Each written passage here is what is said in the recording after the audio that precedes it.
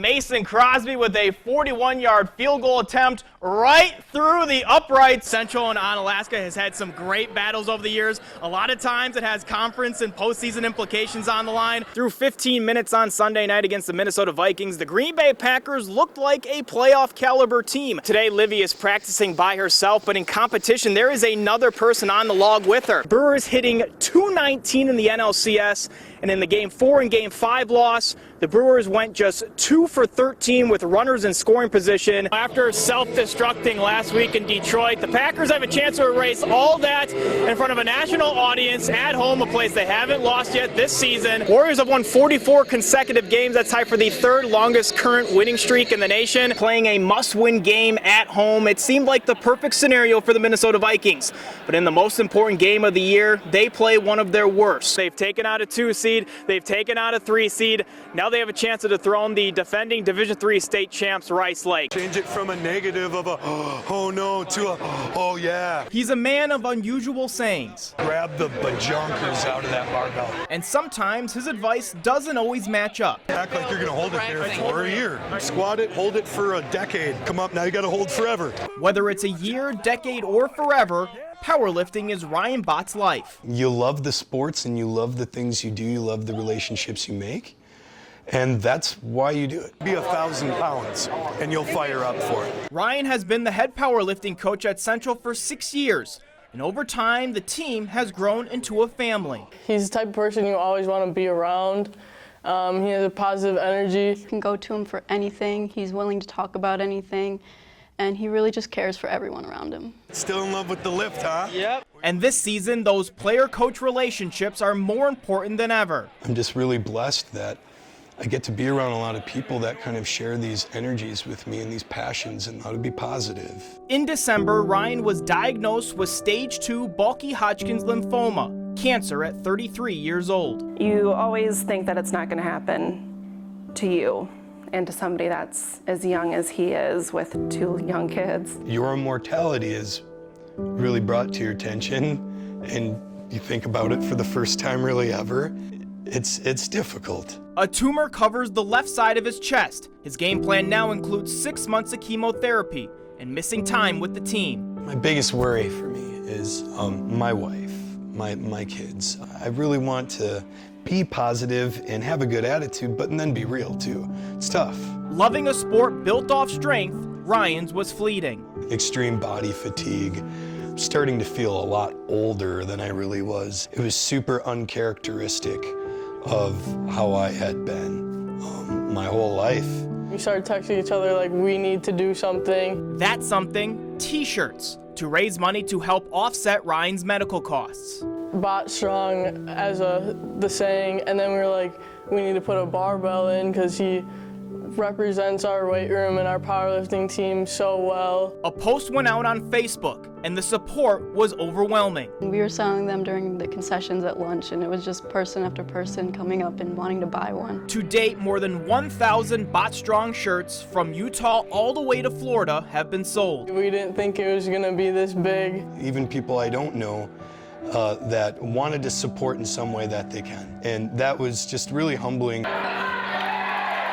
Ryan and his family got an up-close look at the support at Bot Strong Night during the Central Boys basketball game against Holman. The only way up, buddy! Stay strong, Bot. Let's hear it for Mr. Bot. At halftime, the family received a $6,000 check from the shirt sales to a standing ovation. It's been awesome. The support from the students at school, that part's been awesome. Yeah. Now take your time, fall in love with your feet. With the Bot Strong shirts easy to spot, 1 for 1. Good job, good job. It's a reminder to Ryan his battle is far from over, but his strength for the fight is back. There's always tough times, but the attitude is to only go up. The only way is up. The only way is the positive way. Reporting in La Crosse, Bryan McLoone, News 8 Sports.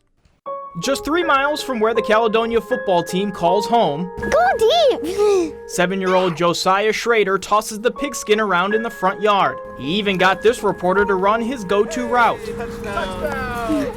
Only in 1st grade, Josiah dreams of playing quarterback on Friday nights. What's your favorite high school football team?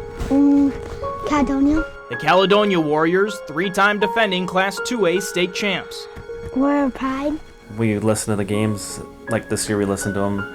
In the past, we've gone to games, and we went to the state championship at least twice, probably. Josiah watched Caledonia win state last season, but health issues put any plans of a return trip to Minneapolis on hold. He got nosebleeds. Just really concerned because it would bleed for like an hour and a half. And he was getting really fatigued. And then he also had a bunch of bruises on his legs. Blood tests confirmed the diagnosis, leukemia. I said, what? Leukemia? That's not what we were expecting. We were expecting something little. Josiah was taken to Rochester where he began chemotherapy.